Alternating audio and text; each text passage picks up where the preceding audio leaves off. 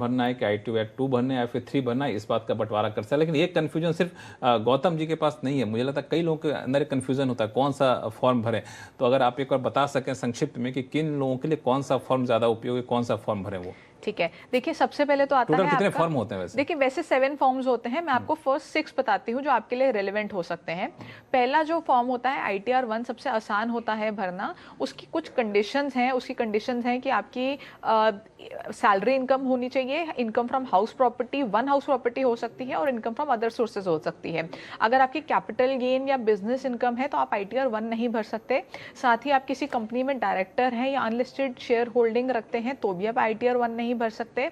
और अगर आपकी इनकम 50 लाख से ज़्यादा है या आप फॉरेन कंट्री के एसेट में आपके पास कोई एसेट है या साइनिंग अथॉरिटी भी है तो भी आप ITR1 नहीं भर सकते। इन केसेस में आपको ITR2 भरनी होगी।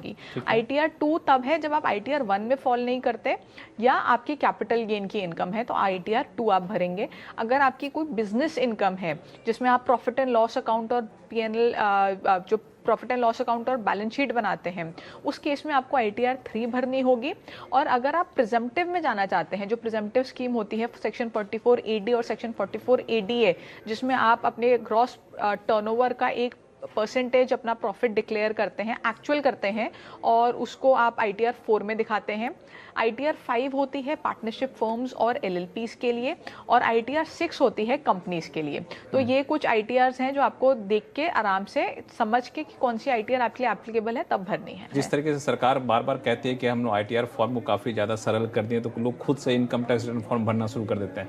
तो अक्सर गलतियां कौन कौन से करते हैं लोग, वो जरा बता दीजिए जिससे बचा भी जाए। देखिए सबसे पहले तो जिस तरह हम शुरू में डिस्कस कर रहे थे कि AIS और 26 ईयर्स चेक करना बहुत ज़रूरी है, तो कुछ लोग जल्दबाजी में रिटर्न भर देते हैं, अपने बाकी डॉक्यूमेंट्स चेक नहीं करते, 26 ईयर्स चेक नहीं करते, AIS चेक नहीं करते और उसमें मिसमैच आ जाता है तो उसमें नोटिस आने का डर होता है। इसके अलावा जैसा मैंने आपको बताया कि कैपिटल गेन्स लोग भूल जाते हैं कि उनका कैपिटल गेन है और AIS में रिफ्लेक्ट कर रहा होता है, वो खाली अपनी सैलरी इनकम दिखा के रिटर्न भर देते हैं। अच्छा, कई लोगों को ये नहीं पता लगता कि कैपिटल गेन क्यों हुआ है। कई लोगों ने STP लगाई होती है, तो STP का मतलब होता है कि पहले आपने पैसा रिडीम किया उसके बाद री इन्वेस्ट किया, तो उस केस में भी कैपिटल गेन लगता है, तो वो इन्फॉर्मेशन रह जाती है। या कोई सोर्स ऑफ इनकम आपकी रह जाती है, जैसे आपको कहीं से इंटरेस्ट आया या आपको FD का इंटरेस्ट आया, सेविंग्स का इंटरेस्ट आया। कई लोग सोचते हैं कि सेविंग्स का इंटरेस्ट 10,000 तक एग्जेम्प्ट होता है, सीनियर सिटीजन के केस में 50,000 तक एग्जेम्प्ट होता है, तो वो दिखाने की जरूरत नहीं है। लेकिन तो वो भी वो दिखाना जरूरी है, एग्जेम्पशन क्लेम कर सकते हैं आप,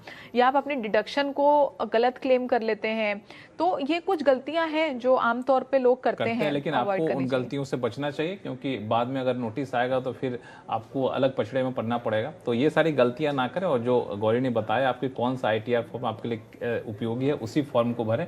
और समय बहुत कम है इसलिए आप अंतिम समय का इंतजार आप मत करिए, क्योंकि अंतिम समय आखिरकार आ ही चुका है। और इस इंतजार में मत रहिए कि सरकार शायद एक्सटेंशन दे देगी कि तो हम तब भरेंगे, तो इस इंतजार में बिल्कुल मत रहिए। आप हर वक्त को अंतिम समय मान कर अपना ITR फॉर्म जरूर भरिए। और जो टैक्स गुरु में हमने आपको उपाय बताए हैं, टिप्स दिए, उम्मीद करता हूं कि टिप्स आपके काम काफ़ी आएंगे। अगले सवाल के लिए चलते हैं मुंबई, जहां से सुधाकर कनकल जी हमारे साथ फोन लाइन पर। डॉक्टर सुधाकर कनकल। सुधाकर जी नमस्कार। हेलो जी नमस्कार। Good afternoon Laxman ji, good afternoon ji नमस्कार। आप डॉक्टर पेशे से हैं कि PhD? Sudhakar Kanka, practising paediatrician, child specialist in from Chembur. हाँ बताएं। माय क्वेश्चन इज, हाँ my daughter is NRI for last 7 years ठीक है। and her total income for this year is 2,38,000 only. Out of this 1,20,000 is dividend income from Indian companies. ठीक है। Is she liable to pay tax on this dividend?